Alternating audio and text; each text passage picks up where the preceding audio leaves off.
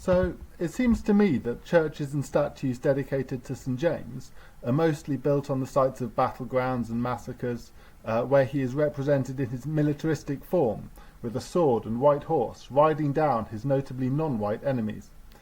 He represented the might of Spain, and perhaps a threat of sorts.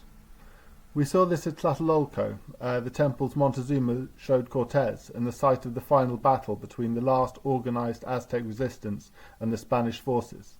And we also saw this at Cholula, the site of a notable massacre.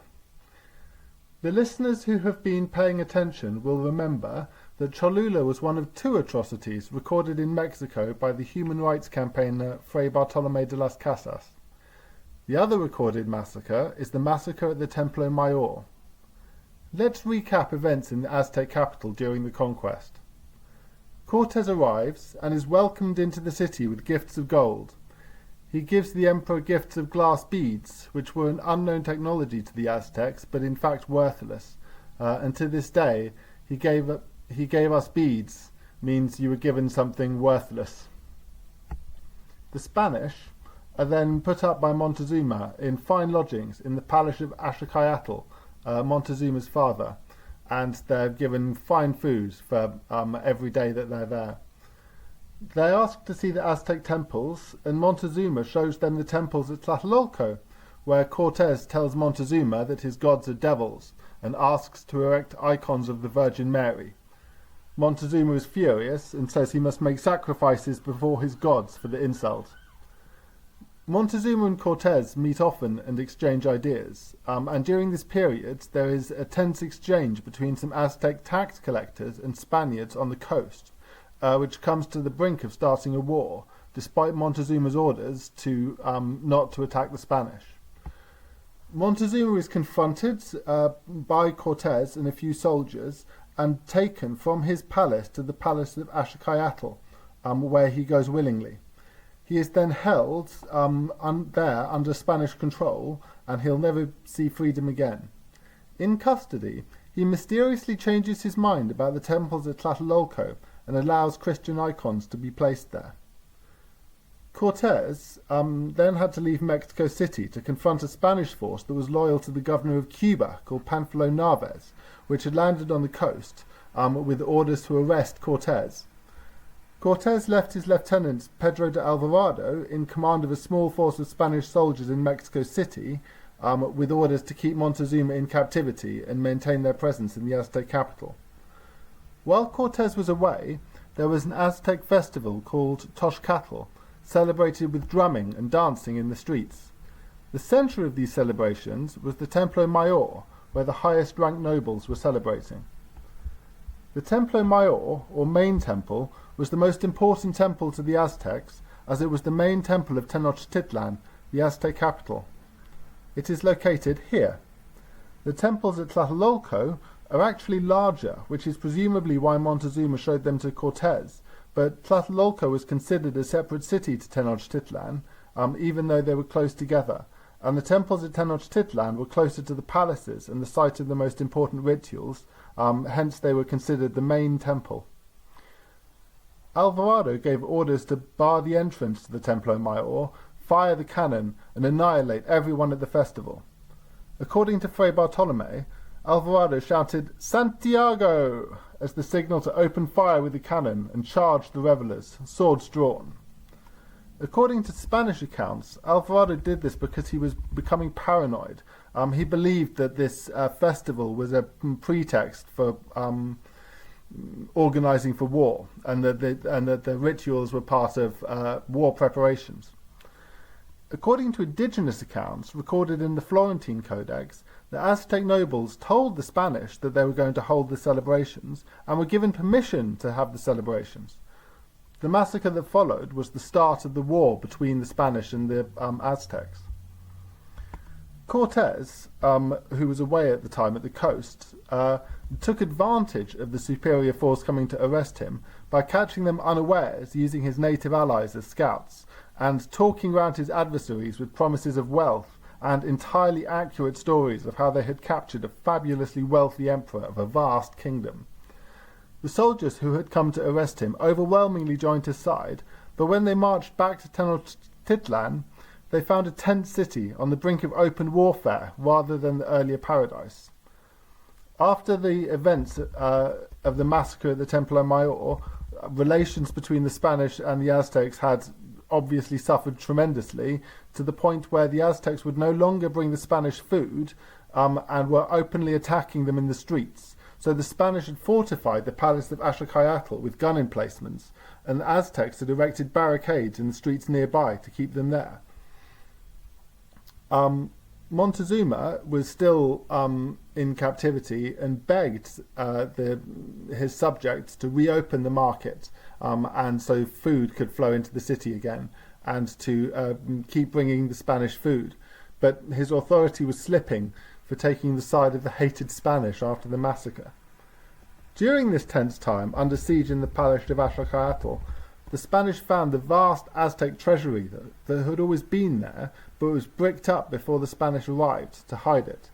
This included a veritable mountain of gold, but the Spanish couldn't get out of the city with the gold. What the Spanish could do is they led sorties, and they fought their way to the temples of Tlatelolco, where they found the Christian icons had been cast out and the Aztec gods restored. They burned the temples before retreating back to the palace. Around this time, there was also an incident where Montezuma was brought out on a parapet to try and calm down a mob of Aztecs who were outside the palace. Sort of a riot happening, basically. And Montezuma begged them to calm down, but according to Spanish accounts, stones were thrown at Montezuma, and one of them hit him, and he died of his injuries shortly later. According to indigenous accounts, the Spanish killed him, or he may have sustained some injuries from a stone's throw, but he had basically outlived his usefulness and was killed. But anyway, Montezuma also died around that time. And the Aztecs nominated a new leader called Cuauhtemoc to be their new war leader. Anyway, the problem that the Spanish had was that Tenochtitlan was built on an artificial island, on a lake, and it was only accessible by a few narrow causeways, which had removable bridges on them. So the Aztecs would take the bridges off the causeways, preventing the Spanish from escaping, maintaining a siege. So Cortes, despite these problems, had no option but to attempt a nighttime retreat. He chose a day with bad weather to mask the sounds, and the starving garrison took their remaining horses and carried the vast Aztec treasury by dragging the gold on doors that they pulled off the palace, and they headed out through the city. The alarm was raised after some time, though, and the Aztecs descended on the retreating Spanish column with heavy fighting. The Aztecs had taken away the bridges on the causeway, so Cortes was faced with an agonizing decision. He immediately ordered all of the Aztec gold to be tipped over the edge of the causeway into the lake, so the doors that they had been using to drag it could be used to help bridge the gaps in the causeways. While a stubborn man might have clung to the gold and died for his greed, Cortes defied his stereotype and immediately made the sacrifice.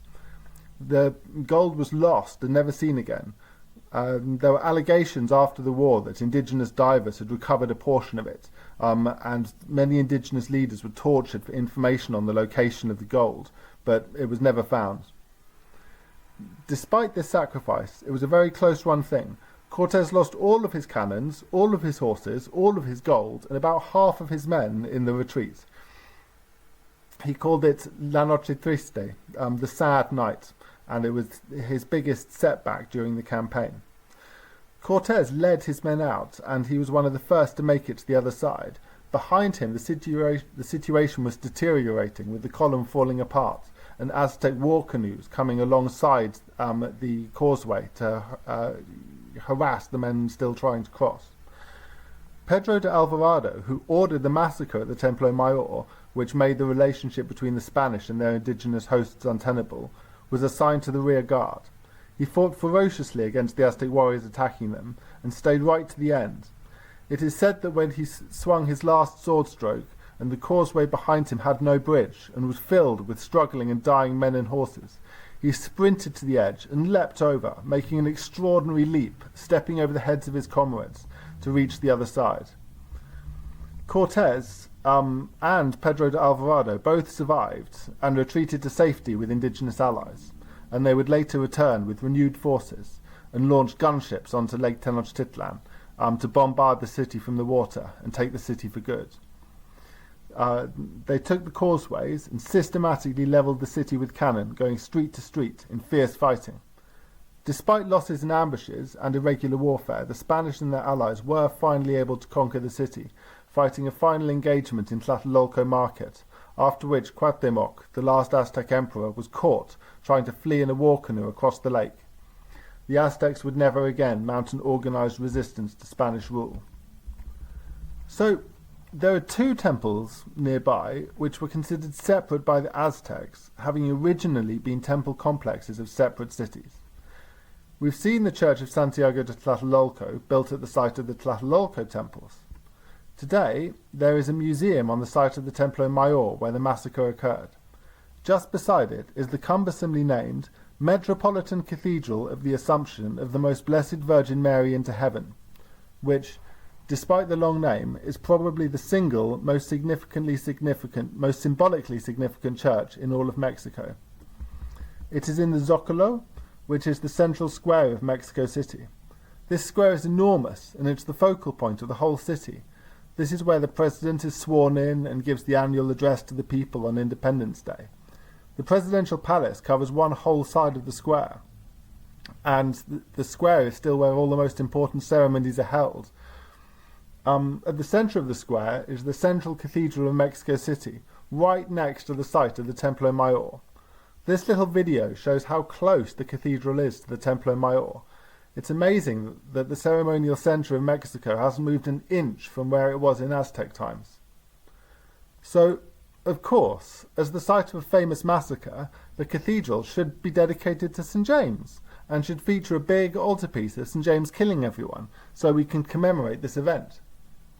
Does it? Well, there is a statue of St. James in the church, but there are statues of lots of saints, and he's not more prominently displayed than any other saint, and he's represented with his staff and shells, not with his sword, white horse, and surrounded by dead heretics. Frankly, this is a bit weak.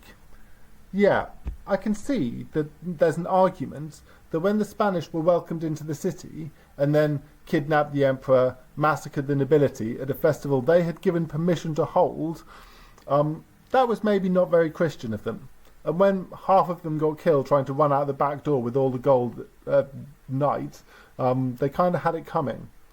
But I can see another argument that when the Spanish were welcomed into the city, and then kidnapped the emperor, massacred all of the nobility at a festival they had given permission to hold, that was maybe very Christian of them.